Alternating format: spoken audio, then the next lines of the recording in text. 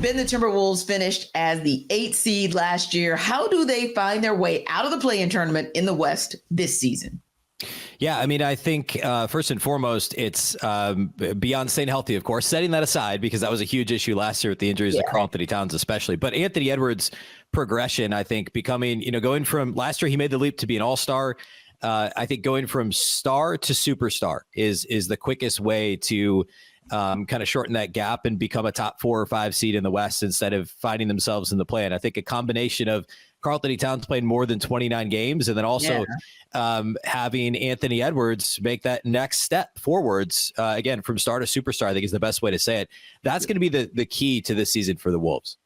And it's interesting you mentioned that, Ben, because I had an opportunity to watch him in international play. I've also met him before, interviewed him a couple years ago when he was at Futures for All-Star. And of course, he is from the Atlanta metro area. So I am a super fan. I do definitely think he is the guy, indeed, most recently, with what I saw in international play, he's a guy that can take that leap. Now, you mentioned it, so I'm going to ask you to kind of expand on that a little bit, right? Anthony Edwards is the obvious choice for the guy who needs to make that leap, for the Timberwolves to make that leap as well. But outside of an Anthony Edwards making the leap, outside of a Karl-Anthony Towns being his healthiest self, who's that next player for you who you feel has to step up his game in order for Minnesota to avoid the play-in?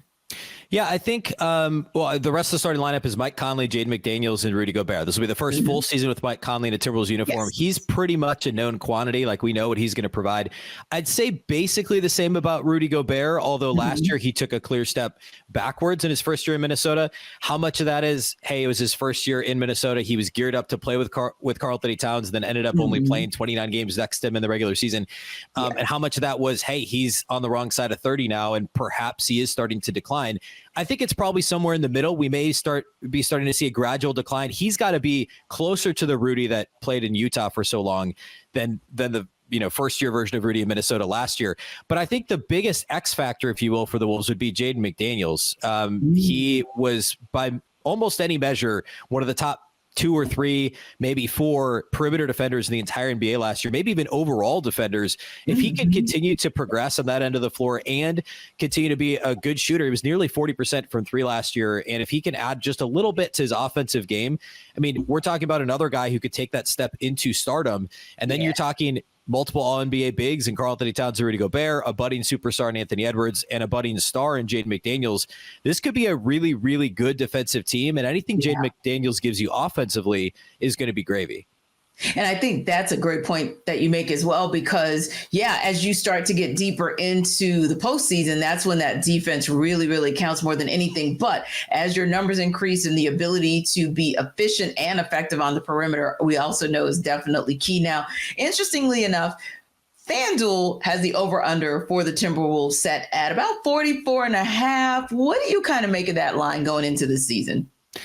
I would take the over, maybe not by a lot. I think I haven't done my official full win total projection yet at Locked On Wolves, but they won 42 games last year. And assuming relative health, assuming Karl-Anthony Towns plays more than a third of his team's games, I think it's fair to assume it's better than a 3-win improvement. You also factor in year 2 of Rudy Gobert being more comfortable. Ant is going to be better. Mike Conley's a better fit for this team than D'Angelo Russell was, and he played the first 2/3 of the season with the Wolves last year at the point guard spot. So I think taking the over, obviously the West is brutal, and it's going to be brutal again this year, but I think taking the over on 44.5 feels right. I think that given that natural progression and slightly better health luck than last year, this should be a 46, 47 plus win team in my mind. Yeah. And I think you make an interesting point, because when you kind of look at that group in the Western Conference, I think that when I compare it, or at least in my mind, Ben, but when I compare it and I look at the Eastern Conference, I always feel like it's a 1-2 punch. Kind of like Bucks, Celtics, they kind of give or take whoever's at the 1 and the 2. Every now and again, like last year, the Heat will creep in to the 2 spot, or even the Bulls will kind of threaten to be in the 3 spot. And then after that, it's kind of like a deep fall off. I don't really feel like that in the Western Conference, right? Yeah, you can definitely say the Nuggets obviously is the NBA champions. You can say that about the Lakers. Everybody's kind of looking at them like, they're that next team. But I don't know, Ben, I feel like with the Timberwolves and arguably just about any other team in that conference, everything is kind of yours for the taking. And I feel like this team could also be one we're having a conversation about that's like, hey, they could sneak in and actually host an opening round series. Thoughts?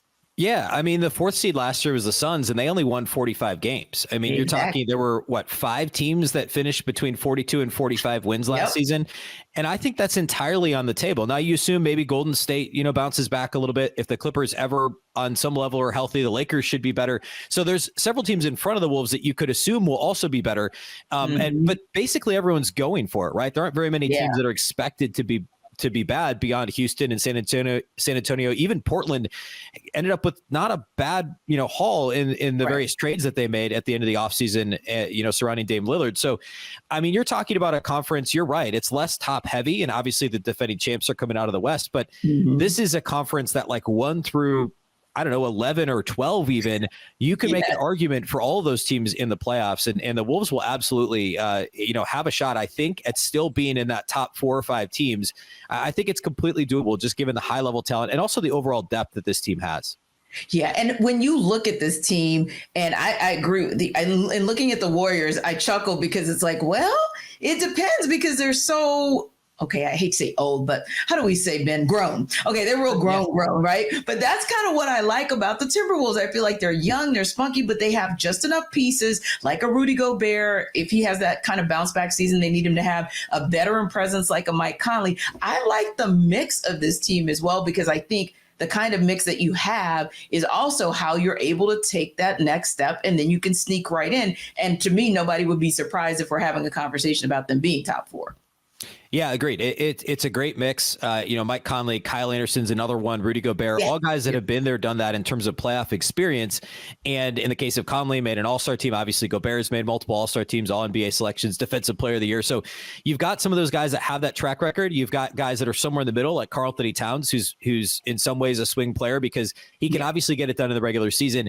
How does what he brings to the table compute to winning? What's that correlation look like? And then the sky really is the limit for Anthony Edwards and also Jaden McDaniels, maybe to a little bit of a lesser extent than Ant, but both of those guys, if they continue to grow, this feels like the right mix of veterans that have been there, young guys who are trying to prove something, and guys in the middle that also are trying to prove something. Cat wants to prove he can be part of a winner.